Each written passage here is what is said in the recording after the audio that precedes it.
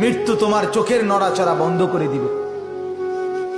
মৃত্যু তোমার কানের শ্রবণ শক্তি স্তব্ধ করে দিবে।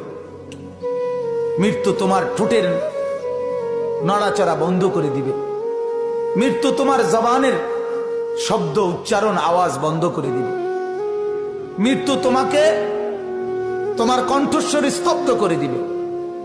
মৃত্যু তোমার জিহ্বার সব স্বাদ বিনষ্ট করে দিবে। অচিরেই রূহ চলে যাবে, আর কিছুই থাকবে না তোমার।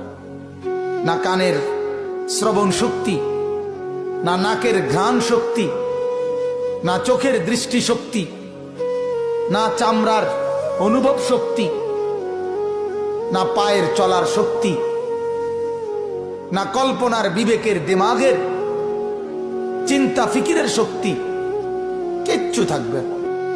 আল্লাহর নবী এটাই বলছেন, সব কিছু নষ্ট করে দেয়, মিনিটে স্তব্ধ করে দেয় যেই জিনিস, সেই মৃত্যুকে বারবার স্মরণ করো, বারবার স্মরণ করো, বারবার স্মরণ করো।